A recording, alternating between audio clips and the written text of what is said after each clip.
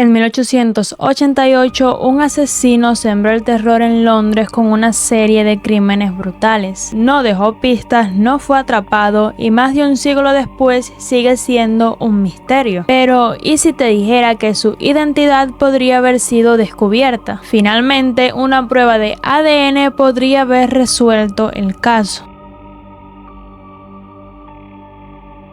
Nos encontramos en el Londres de finales del siglo XIX, una ciudad en plena revolución industrial, pero también llena de desigualdad. El barrio de Whitechapel tenía sobrepoblación debido al flujo de inmigrantes irlandeses y los judíos refugiados. En este clima, la pobreza y el crimen dominaban la vida cotidiana. Muchas mujeres sin otras opciones recurrían a la prostitución para poder sobrevivir. De acuerdo a estimaciones de la policía de Londres, en esta época habían 62 burdeles y 1.200 prostitutas en Whitechapel. En este clima de desesperación, la policía apenas podía enfrentar los delitos comunes y mucho menos a un asesino en serie. Fue en este contexto que surgió Jack el Destripador, al cual se le atribuyen 5 víctimas confirmadas, conocidas como las 5 canónicas. Su primera víctima fue Mary Ann Nichols, de 43 años. Todos la conocían como Polly y era madre de 5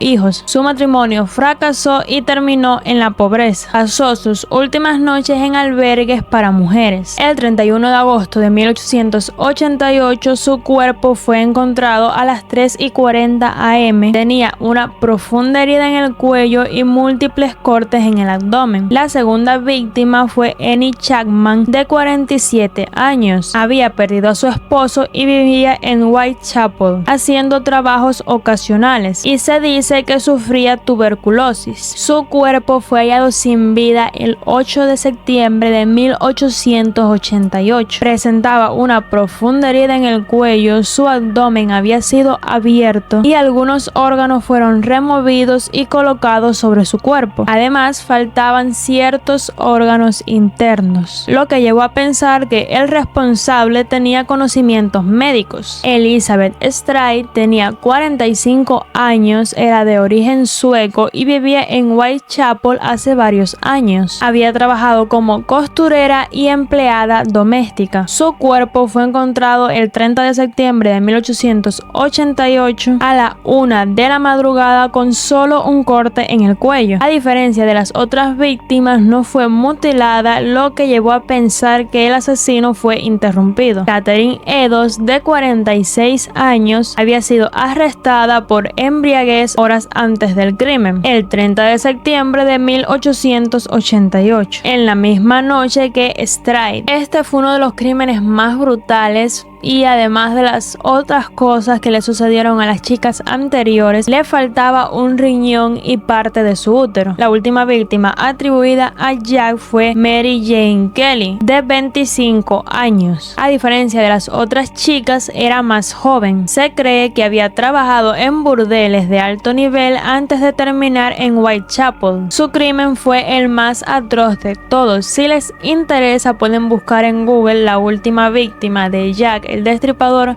y les va a aparecer una foto de cómo encontraron su cuerpo. Sus órganos se encontraban alrededor de ella, dispersos en la cama. Este es considerado el último crimen, como ya dije, ya sea porque Jack falleció, se mudó para otro país o lo arrestaron. En abril de 1888 y febrero de 1891, la policía identificó a 11 homicidios ocurridos en Whitechapel, aunque solo estos 5 se le atribuyeron a Jack por las similitudes en el modus operandi. La policía revisó más de 600 cartas, pero solo 3 fueron especialmente famosas, ya que muchas de ellas se consideran que pudieran haber sido falsas. Ahorita les voy a leer algunas de estas cartas para que más o menos se hagan una idea. Querido jefe, sigo oyendo que la policía me ha atrapado, pero aún no lo han hecho. Me río cuando dicen que están en la pista correcta. Me gusta mi trabajo y quiero empezar de nuevo. Pronto escucharás de mí y de mis divertidos jueguecitos. Jack el Destripador. Esta carta fue la primera en utilizar el nombre por el cual lo conocemos hoy en día. Tenemos también la carta de la mitad del riñón, la cual decía: desde el infierno, señor Lux, le envío la mitad de un riñón que tomé de una mujer. La otra la freí y me la comí. Fue muy sabrosa. Puede atrapar al asesino si quiere. Buena suerte, Jack el Destripador. Esta carta llegó con la mitad de un riñón, lo que hizo que la policía la tomara más en serio como una verdadera carta de Jack. Un hombre llamado Joseph Lowende afirmó haber visto a Catherine Eddowes con un hombre momentos antes del crimen. Lo describió como un hombre de apariencia extranjera con bigotes y ropa elegante. La investigación policial sobre Jack en 1888 fue caótica y llena de dificultades, en gran parte debido a la falta de tecnología forense y la presión de la prensa y el público. Dos fuerzas policiales participaron en la investigación: la Policía Metropolitana de Londres y la Policía de la Ciudad de Londres. Estos cuerpos no colaboraron bien entre sí, lo que generó problemas en la investigación. En 1888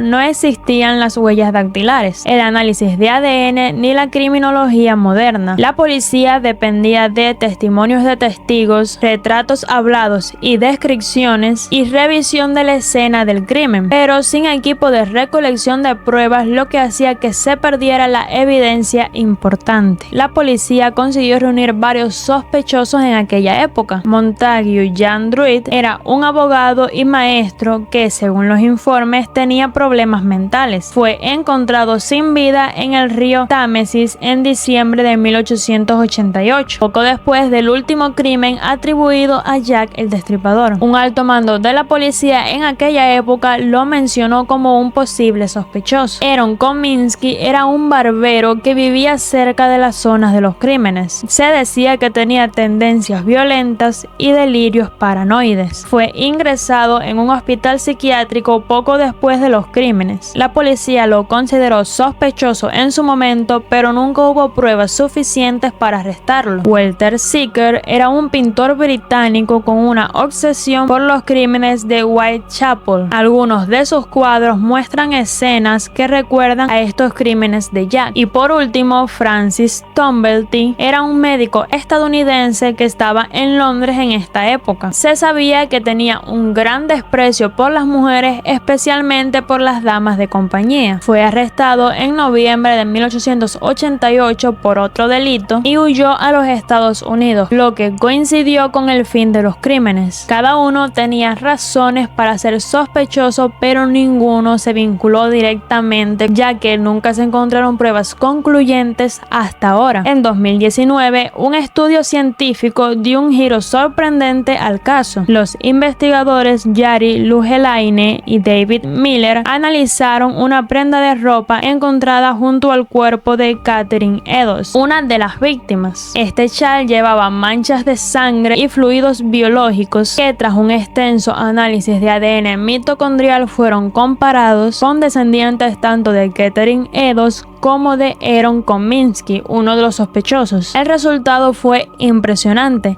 El ADN encontrado en la pieza coincidía con el linaje materno de Kominsky. Esto significa que por primera vez hay una prueba biológica que apunta directamente a uno de los sospechosos, reforzando la teoría de que Jack podría haber sido aquel barbero. Si bien el estudio representa un avance enorme, hay algunos puntos que aún no hacen que esta afirmación sea absoluta. El ADN mitocondrial no es único, se transmite de madre a hijos, por lo que varias personas de la época podrían haber tenido el mismo perfil genético. No hay certeza absoluta de que el chat sea de Catherine Eddowes ni de que no haya sido contaminado en todos estos años. Algunos expertos han señalado que los investigadores no han publicado todos los datos detallados del análisis. A pesar de esto, algunos expertos han apoyado las investigaciones crímenes y lo consideran un avance significativo. Tras el análisis de ADN que vinculó a Aaron Komansky con los crímenes, Karen Miller, tataranieta de una de las víctimas, ha pedido que se reabra el caso a luz de las nuevas pruebas de ADN. Actualmente, las autoridades están evaluando la posibilidad de reabrir oficialmente la investigación, lo que podría conducir a una revisión formal del caso y potencialmente a una conclusión definitiva sobre la identidad de Jack el Destripador. A pesar de las dudas, esta prueba es un avance sin precedentes en la investigación. Por primera vez no se basa en una teoría o hipótesis, sino en una prueba biológica, una prueba científica real. Aunque no es una prueba definitiva, es lo más cerca que hemos estado de encontrar su identidad. Aunque de manera negativa, la figura de Jack ha influenciado en la sociedad, principalmente en el cine y la literatura. Se han hecho muchas películas, series y libros sobre Jack, como From Hell con Johnny Depp, además de algunas figuras o personajes que hacen referencia a su historia. Además de esto, en el mundo del crimen, muchos asesinos modernos han sido comparados con Jack y se han inspirado en su modus operandi, como el Zodíaco o el Estrangulador de Boston. Quizás el mayor temor que nos deja Jack no es su identidad desconocida, sino la realidad de que incluso hoy podría aparecer otra persona igual de aterradora y permanecer en las sombras por mucho tiempo sin ser descubierta. Déjame tu opinión en los comentarios. ¿Crees que la historia podría repetirse? Gracias por quedarte hasta el final. No olvides suscribirte, activar la campanita y darle like si te gusta este tipo de contenido. Nos vemos en el próximo video.